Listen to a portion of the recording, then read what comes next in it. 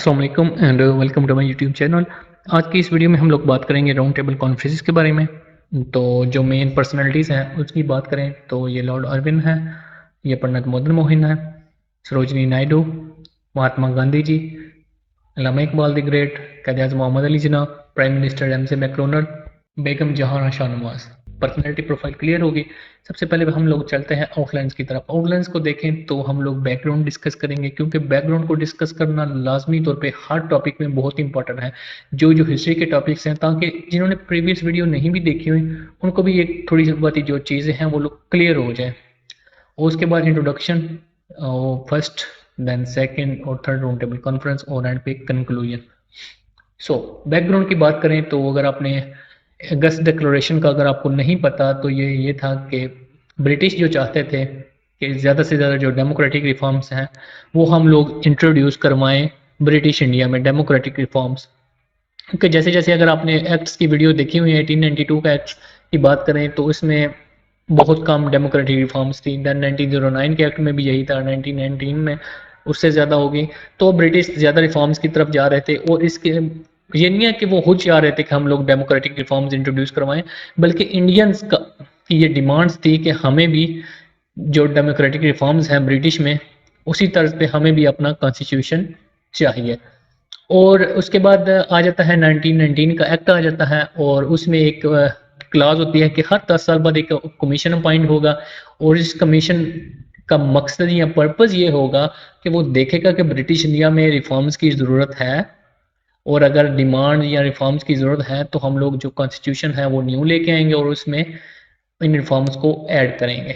ठीक। तो आपको पता है कि जैसे ही खिलाफत मूवमेंट एंड होती है तो राइट्स स्टार्ट हो जाते हैं हिंदू मुस्लिम्स के, और हालात काफ़ी ज़्यादा ख़राब हो जाते हैं, क्योंकि 1924 में दिल्ली प्रपोजल रिजेक्ट कर दिया जाता है।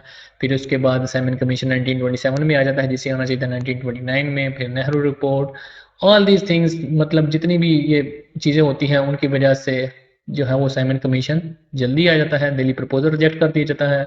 और जैसे ही ये रिजेक्ट होता है तो उसके बाद आपको पता है कि कायद 1929 में अपने 14 पॉइंट्स देते हैं, और उसके बाद आपको पता है कि 1930 में अल्लामा इकबाल का अदाबाद एड्रेस होता है, जिसमें हम लोगों ने एक सेपरेट मुस्लिम स्टेट की बात की, मुस्लिम स्टेट की बात की थी। क्योंकि इससे पहले आपको पता है कि हम लोग सेपरेट इलेक्टोरेट की डिमांड कर रहे थे, स्टेट का जिक्र कहीं पे भी नहीं था। लेकिन 1930 का जो एड्रेस होता है उसमें एक यूनिक काम होता है, और वो यूनिक काम ये होता है कि हम लोग क्या करते हैं, सेपरेट स्टेट की डिमांड कर देते हैं कि हमें जो जितने भी कम्युनल जो राइट्स हैं या कम्युनल प्रॉब्लम्स हैं उनका सिर्फ और सिर्फ एक ही सोल्यूशन है, और वो ये है कि हमें वो सेपरेट स्टेट दे दी जाए। मुसलमानों की अलग स्टेट हो, हिंदुओं की अलग स्टेट हो, और यही हमारा दी एंड होगा और हिंदू मुस्लिम यूनिटी का। ठीक। और 1930 में साइमन कमीशन एक रिपोर्ट पब्लिश करता है, और इसमें ये डिस्कस किया जाता है कि कॉन्स्टिट्यूशन रिफॉर्म्स की ज़रूरत है, रिफॉर्म्स की ज़रूरत भी है, और ब्रिटिश जो है वो रिफॉर्म्स करना भी चाह रहे होते हैं। अब काइड क्या सजेस्ट करते हैं कि लॉर्ड अर्विन उस टाइम पे जो वाइसराय होते हैं इंडिया के, उसको सजेस्ट करते हैं कि अगर आप चाहते हैं कि इंडिया में एक रिप्रेजेंटेटिव गवर्नमेंट आए, एक रिस्पॉन्सिबल गवर्नमेंट आए, तो आपको जो इंडियंस हैं उनको इंक्लूड करना पड़ेगा कॉन्स्टिट्यूशन रिफॉर्म्स में। क्योंकि साइमन कमीशन पे सबसे बड़ा जो एलिगेशन था वो यही था कि इंडियंस तो इंक्लूड ही नहीं है। अगर आप लोग कॉन्स्टिट्यूशन बना रहे हैं और वो भी इंडियंस का, तो इंडियंस को इंक्लूड तो करें, कोई एक आध मेंबर तो हो जो हमारी जो बातें हैं उनको रिप्रेजेंट कर सके। तो काइड ने लॉर्ड अर्विन को सजेस्ट किया कि आप लोग इंडियंस के साथ ये चीज़ डिस्कस करें। तो अब ब्रिटिश क्या करते हैं कि कहते हैं कि अगर आप लोगों ने आना है, हमारे साथ डिस्कशन करनी है, तो लंदन में हम लोग डिस्कस करते हैं। तो उसके लिए जो राउंड टेबल कॉन्फ्रेंस है, series of round table conference है, वो मुनक्कद की जाती है लंदन में, ताकि हम लोग कॉन्स्टिट्यूशन को डिस्कस करें, जो कॉन्स्टिट्यूशनल रिफॉर्म्स हैं उनको डिस्कस करें। ये बात याद रखिएगा कि कॉन्स्टिट्यूशनल डेडलॉक क्रिएट हो चुका था, और इस डेडलॉक को रिजॉल्व करने के लिए राउंड टेबल कॉन्फ्रेंसेज मुनक्कद की जाती हैं। इनका बेसिक पर्पस ये होता है कि जो कॉन्स्टिट्यूशनल डेडलॉक है उसको ख़त्म किया जा सके। ठीक। इंट्रोडक्शन की बात करें कि तो राउंड टेबल कॉन्फ्रेंस जो पर्पस होता है इनका कि साइमन कमीशन की जो रिपोर्ट है उसको सपोर्ट किया जा सके, और जो पार्शली जो ऑब्जेक्शन है इंडियंस की साइमन कमीशन के ऊपर, उनको रिजॉल्व किया जा सके। और इसके लिए 1930 से 1932 के दरमियान लंदन में राउंड टेबल कॉन्फ्रेंस होती हैं। और इनका जो बेसिक पर्पस होता है वो ये होता है कि क्योंकि आपको पता है कि 1927 से ऑनवर्ड कॉन्स्टिट्यूशन बनाने की ट्राई कर रहे होते हैं कांग्रेस और मुस्लिम लीग, लेकिन इनके दरमियान एक कॉन्स्टिट्यूशनल डेडलॉक क्रिएट हो जाता है। किसकी वजह से? डिमांड्स को लेके। मुस्लिम्स की थोड़ी अलग डिमांड होती है, कांग्रेस की अलग डिमांड होती है। इसकी वजह से एक कॉन्स्टिट्यूशनल डेडलॉक क्रिएट हो जाता है और इस डेडलॉक को रिजॉल्व करने के लिए ब्रिटिश दरमियान में एक मिडल पार्टी के तौर पे आते हैं और कहते हैं कि हम लोग डेडलॉक इसको रिकवर करते हैं, लेकिन इसके लिए आपको लंदन आना पड़ेगा और वहाँ पे बैठ के हम लोग चीज़ें डिस्कस करेंगे। चलते हैं फर्स्ट राउंड टेबल कॉन्फ्रेंस की तरफ। डेट की बात करें तो आपका जो स्क्रीनिंग टेस्ट है वो भी है, तो इसके लिए मैंने डेट्स भी साथ लिख दी हैं कि जो 10 नवंबर 1930 से लेके 19 जनवरी 1931 तक है, और कहीं एक दो बुक्स में मैंने इसको 12 नवंबर भी पढ़ा है। ठीक, तो ये अब आप पे डिपेंड करता है, आप 10 लिखें 12 लिखें, लेकिन ये दोनों डेट्स मैंने पढ़ी हैं दो बुक्स में। किंग जॉर्ज 5 इसकी ओपनिंग करते हैं और एमजे मैकडोनल्ड इसको चेयर करते हैं या इसको कहने की मेज़बानी करते हैं। अब होता क्या है कि 58 मेंबर्स जो इंडियन डेलीगेशन है फ्रॉम इंडियन पॉलिटिकल पार्टी से 58 मेंबर्स की डेलीगेशन जाते हैं। ठीक, जिसको लीड करते हैं सर आगा खान। ये फर्स्ट राउंड टेबल कॉन्फ्रेंस की बात कर रहा हूँ, इसको लीड करते हैं सर आगा खान। 58 मेंबर्स के डेलीगेट्स जाते हैं, 16 डेलीगेट्स फ्रॉम ब्रिटिश पार्लियामेंट, ठीक, और 16 ही प्रिंसली स्टेट से जाते हैं। तीन चीज़ें क्लियर होगी।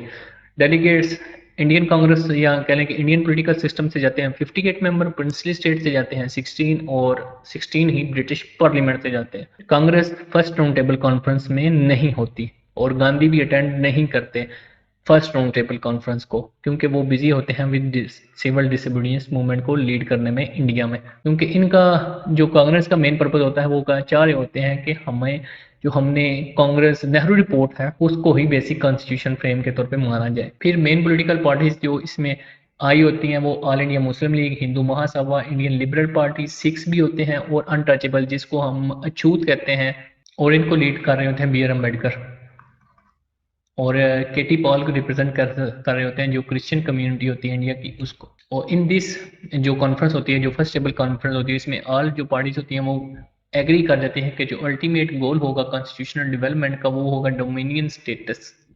ठीक, फाइनेंस और डिफेंस के अलावा बाकी तमाम मामला इंडियंस को दे दिए जाएंगे।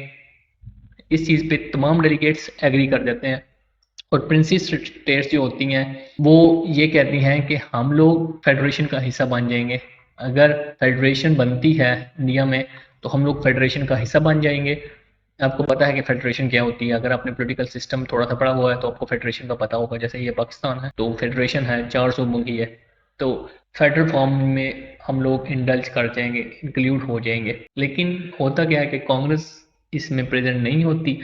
कांग्रेस प्रेजेंट नहीं है तो ये जितनी भी ये डेवलपमेंट्स हो रही हैं, डेवलपमेंट्स का कोई फायदा नहीं, क्योंकि आपको पता है कि 1905 में इन्होंने क्या किया, सिविल डिसोबीडियंस की मूवमेंट काफी जोरों शोर से चल रही होती है। तो इन सारी डेवलपमेंट्स को लेके ब्रिटिश को एक बात का पता होता है कि अगर कांग्रेस नहीं है ना तो जितनी भी डेवलपमेंट्स हो रही हैं उनका कोई फायदा नहीं है। ये सारी वही बातें हैं जो मैंने अभी थोड़ी देर पहले मैं आपसे कर चुका हूँ। क्योंकि तो फर्स्ट राउंड टेबल कॉन्फ्रेंस के जितने भी डेवलपमेंट्स होती हैं ऑल दो इसमें एग्री हो जाती हैं सारी पार्टीज, लेकिन इसमें कांग्रेस नहीं है जो मेन पार्टी है। तो इस वजह से जितने भी ये डेवलपमेंट्स हो रही होती हैं इनका कोई फायदा नहीं होता, तो ये कह लें कि किस्म की कैंसिल हो जाती है first round table conference with no result. Second round table conference की बात करें तो ये होती है 7 सितंबर से लेके 1931 दिसंबर तक। सितंबर 1931 से दिसंबर 1931 तक। इसमें क्या होता है कि आपको पता है कि first round table conference failure होती है क्योंकि इसमें कांग्रेस नहीं होती और ब्रिटिश को लगता है कि जब तक कांग्रेस नहीं होगी तो डेवलपमेंट्स का कोई फायदा नहीं है। अब ब्रिटिश क्या करते हैं कि गांधी अरविंद जो उस टाइम के बादशाह होते हैं इंडिया के, गांधी और अरविंद आपस में मुज़ाकरात करते हैं। उस मुज़ाकरात के नतीजे में जो गांधी अदम तोमन की या सिविल डिसोबीडियंस की जो मूवमेंट चला रहे होते हैं उसको बंद कर देते हैं, और जितने भी इसके बदले में कुछ डिमांड्स होती हैं गांधी की उनको मान लिया जाता है, और जो कैदी वगैरह उन्होंने गिरफ्तार किए होते हैं, अरेस्ट किए होते हैं इस मूवमेंट के दरमियान, तो इसको उनको रिहा कर दिया जाता है। और कांग्रेस कहती है कि हम लोग सेकंड राउंड टेबल कॉन्फ्रेंस में आएंगे। अब सेकंड राउंड टेबल कॉन्फ्रेंस में इलामा इकबाल भी जाते हैं और पंडित मदन मोहन भी जाते हैं। ठीक, ये कांग्रेस की तरफ से जाते हैं और sir Allama Iqbal All India Muslim League की तरफ से, और गांधी के साथ गांधी भी इनके साथ होते हैं। पंडित मदन मोहन इन्हें असिस्ट करने के लिए आए होते हैं असल में गांधी को। ठीक, और एक आपने ये चेंज याद रखनी है कि जो फर्स्ट राउंड टेबल कॉन्फ्रेंस है उसके दरमियान में लेबर पार्टी की हुकूमत होती है, लेकिन सेकंड दफ़ा ये होता है कि जो सेकंड राउंड टेबल कॉन्फ्रेंस है उसमें कोalition गवर्नमेंट, जैसे हमारे यहाँ एक महलूत हुकूमत बन जाती है जिसमें पीपी के मेंबर्स भी होते हैं, पीएमएल के भी होते हैं और कुछ एमक्यूएम के भी होते हैं। तो इस तरह की कोalition गवर्नमेंट लंदन में बनी होती है उस टाइम पे, और 20 जिसको नेशनल गवर्नमेंट कहते हैं, ठीक, सॉरी, जिसको नेशनल गवर्नमेंट कहते हैं। और 23 डेलीगेट्स जाते हैं इंडियन प्रिंसली स्टेट से इस दफ़ा, और 80+ डेलीगेट्स जाते हैं इंडियन पॉलिटिकल पार्टीज से। और for the first time Indian women भी एक रिप्रेजेंटेटिव जाती हैं जिसको हम लोग सरोजनी नायडू के नाम से जाते हैं। और ये वही सरोजनी नायडू हैं जिन्होंने मोहम्मद अली जिन्ना को हिंदू मुस्लिम यूनिटी का एम्बेसडर का जो खिताब है वो दिया था। ठीक, आपके ऑब्जेक्टिव्स भी साथ साथ क्लियर हो रहे हैं। अगर इसमें से कोई ऑब्जेक्टिव भी आ जाता है तो आपको टेंशन लेने की ज़रूरत नहीं है। अब होता क्या है ना कि पहले में तो जो इश्यूज होते हैं वो रिजॉल्व हो जाते हैं काफ़ी हद तक, लेकिन इसमें मसला क्या बनता है कि कांग्रेस जो मेन पार्टी है वो तो है ही नहीं आपकी, लेकिन इसमें क्या होता है कि जो कम्युनल डिफरेंसेस होते हैं ना वो रिजॉल्व नहीं हो पाते। अब होता क्या है कि जो लिबरल्स होते हैं ना वो फेवर कर रहे होते हैं कि हम लोग जो हैं, जो हमारे डिफरेंसेस हैं उनको रिजॉल्व कर लें, लेकिन जो कट्टर किस्म के लोग होते हैं ना, हिंदू की बात कर रहा हूँ, वो इस चीज़ को रिजॉल्व करने की तरफ नहीं जाते। अब और उसके साथ प्रिंसेस भी इस चीज़ की जो उन्होंने सहमति या कह लें कि एक्सेप्टेंस दी होती है कि हम लोग फेडरेशन को ज्वाइन कर लेंगे, तो वो भी वापस ले लेते हैं। तो अभी तक के जो first table round table conference के एक मैं कंक्लूजन की बात करूं तो गांधी इसको ज्वाइन कर लेते हैं सेकंड राउंड टेबल कॉन्फ्रेंस को, और पंडित मदन मोहन भी होते हैं। जो चेंज होती है वो ये है कि जो फर्स्ट राउंड टेबल कॉन्फ्रेंस है उसमें लेबर पार्टी हुकूमत में होती है, लेकिन सेकंड की दफ़ा कोalition गवर्नमेंट होती है। और डेलीगेट्स का तो आपको पता ही है, और जो फर्स्ट टाइम इन हिस्ट्री के जो इंडियन वुमेन है उनको भी रिप्रेजेंटेशन मिलती है, और सरोजनी नायडू इनको रिप्रेजेंट कर रही होती है इंडियन वुमेन को। और कम्युनल डिफरेंसेस जो हैं वो रिजॉल्व नहीं होते, क्योंकि लिबरल्स जो होते हैं वो चाहते हैं कि हम लोग जो इश्यूज हैं उनको रिजॉल्व कर लें, लेकिन जो महासबियंस होते हैं उनका दिल नहीं होता। और जो प्रिंसेस होते हैं वो विड्रू कर लेते हैं कि अपनी जो सपोर्ट है फेडरेशन के लिए, वो कहते हैं कि हम लोग फेडरेशन में नहीं शामिल होंगे, अगर इंडियन फेडरेशन बनती है तो हम लोग इंडिपेंडेंट रहेंगे, हमारी जो स्टेट्स हैं वो इंडिपेंडेंट ही रहेंगी। लेकिन जो जिन्ना का रोल है वो मैं आपको बताऊं, जिन्ना फर्स्ट और सेकंड राउंड टेबल कॉन्फ्रेंस में होते हैं, थर्ड में नहीं होते। तो उनका कहने का मतलब ये होता है कि अगर मैं टू बी सिंपल वर्ड बताऊं, मुस्लिम जो होते हैं उनके नज़दीक जिन्ना का रोल ये होता है कि ये प्रो हिंदू हैं, प्रिंसेस इसको कहते हैं कि ये टू डेमोक्रेटिक है, ब्रिटिश इनको कंसिडर करते हैं एक रैबिट एक्सट्रीमिस्ट। और in the end to conclude Jinnah was everywhere but nowhere, क्योंकि कोई उनको एडमिट ही नहीं कर रहा होता। मुस्लिम इनको प्रो हिंदू ले रहे होते हैं, प्रिंसेस इनको टू डेमोक्रेटिक ले रहे होते हैं, ब्रिटिश इसको एक्सट्रीमिस्ट के तौर पे ले रहे होते हैं, लेकिन इस इन सब के बावजूद जिना होते तो हर कहीं हैं लेकिन कहीं भी नहीं होते। गांधी इसमें डिमांड करते हैं कि इमीडिएट तौर पे एक रिस्पॉन्सिबल गवर्नमेंट इस्टेब्लिश की जाए इंडिया में, और कांग्रेस सिर्फ रिप्रेजेंटेटिव सोनली रिप्रेजेंट करती है इंडिया को या इंडियंस को। लेकिन जो डिप्रेस क्लास होती है या अनटचेबल्स होते हैं उनका कहना ये होता है कि नहीं, हमारी अलग क्लास है, हम भी हिंदुओं में से हैं, लेकिन हिंदू हमको एक थर्ड क्लास का सिटीजन कंसीडर करते हैं, तो हमारी एक अलग क्लास है, और BR अम्बेडकर इनको लीड कर रहे होते हैं। और ये कहते हैं कि जैसे मुस्लिम का सेपरेट इलेक्टोरेट है वैसे ही अनटचेबल्स का भी सेपरेट इलेक्टोरेट होना चाहिए, क्योंकि इन पे बहुत ज़्यादा जुल्म कह लें या इनको बहुत ज़्यादा डिग्रेड किया जाता है, इस वजह से अनटचेबल्स जो हैं इनको लीड करते हैं। और BR अम्बेडकर वो पर्सन हैं जिन्होंने इंडिया का कॉन्स्टिट्यूशन ड्राफ्ट किया है, और उसमें कई सारी कंट्रोडिक्शन आ जाती हैं नेहरू की और BR अम्बेडकर की। और BR अम्बेडकर का कहना ये होता है कि जो इंडिया है वो ब्राह्मण जो या लीड क्लास है हिंदुओं की, उसका काफ़ी ज़्यादा असर रसूख है इंडियन कॉन्स्टिट्यूशन पे। ठीक, तो ये जब हम लोग इंडियन कॉन्स्टिट्यूशन पढ़ेंगे तो उसमें मैं आपको एक डिटेल के साथ बताऊंगा। लेकिन जो गांधी हैं वो मुसलमानों को कहते हैं कि आप लोग सपोर्ट करें कि जो अनटचेबल्स हैं उनका सेपरेट इलेक्टोरेट ना मंजूर हो, लेकिन मुस्लिम कहते हैं कि हम लोग कैसे एक कम्युनिटी का राइट जो है, राइट ऑफ सेपरेट इलेक्टोरेट, इसको अपोज कर सकते हैं, जबकि हम लोग खुद सेपरेट इलेक्टोरेट को लिए हुए हैं, हमने खुद सेपरेट इलेक्टोरेट लिया हुआ है, तो हम लोग इसको अपोज नहीं कर सकते। तो ये एक बेसिक क्लेम था, इसका ये मतलब नहीं था कि हिंदू मुसलमानों ने हिंदुओं की जो नफरत है या उनको डिवाइड करने के लिए ये चीज़ की, वो असूलन नहीं कर सकते थे, क्योंकि एक चीज़ वो अपने ली हुई है और वही चीज़ एक दूसरी कम्युनिटी लेना चाह रही है, तो आप इसको अपोज नहीं कर सकते। और इन एंड ये होता है कि कॉन्स्टिट्यूशन जो है वो डेडलॉक पे एंड हो जाता है, और किस पे एंड होता है, वो सेपरेट इलेक्टोरेट पे की बेस पे हो जाता है। अगर बात करें कि अगर ये लोग हमारे दिल्ली प्रपोजल की बात मान लेते, क्योंकि उसमें हम लोगों ने गिव अप कर दिया था सेपरेट इलेक्टोरेट को, और हमने कहा था कि हमें कुछ सर्टन डिमांड्स दे दें, जिसमें एक ये भी था कि 1/3 जो रिप्रेजेंटेशन है लेजिस्लेचर में वो कर दें और मुंबई को अलग कर दें। इस तरह की कुछ डेवलपमेंट्स थी, तो हमने हमने कहा था कि हम लोग ये चीज़ें गिव अप कर देते हैं, लेकिन इन्होंने वही काम किया, इन्होंने नहीं की नफिट ऑफ हिंदुइज्म। और ये क्या हुआ कि इनकी अपने ही हिंदू कम्युनिटी में अपने ही इनकी जो एक क्लास थी अनटचेबल्स की या डिप्रेस क्लास थी, उसने भी डिमांड कर दी सेपरेट इलेक्टोरेट की। ठीक, तो इन द एंड 4 साल बाद भी जो क्वेश्चन है वो सेपरेट इलेक्टोरेट पे आके डेडलॉक का शिकार हो जाता है, जो 1927 में भी इस डेडलॉक पे था, सेपरेट इलेक्टोरेट की डेडलॉक पे। और 4 साल बाद भी ये सेपरेट इलेक्टोरेट की वजह से डेडलॉक का शिकार हो जाता है। और उसके अलावा एंग्लो इंडियंस भी कह रहे थे कि हमें भी सेपरेट सेपरेट इलेक्टोरेट चाहिए, क्रिश्चियन भी कह रहे थे सेपरेट इलेक्टोरेट चाहिए, लेकिन गांधी इन सबको अपोज कर रहे थे कि अगर हम लोग सबको सेपरेट इलेक्टोरेट दे देते हैं तो इससे सोसाइटी में एक डिवीजन हो जाएगी, पोलराइजेशन हो जाएगी, एक पोलराइज्ड सोसाइटी क्रिएट होगी। ठीक, तो इस वजह से गांधी इसको अपोज कर रहे थे, क्योंकि गांधी का ये कहना था कि जो इंडिया है वो सिर्फ और सिर्फ हिंदुओं का है, और अलाउन कांग्रेस और हम लोग हिंदू ही इसको रिप्रेजेंट करते हैं, दूसरी कम्युनिटीज को वो लाइन में नहीं लेके आते, क्योंकि डेमोक्रेसी में आपको पता है ना कि जिसकी मेजोरिटी है वो हुकूमत करेगा।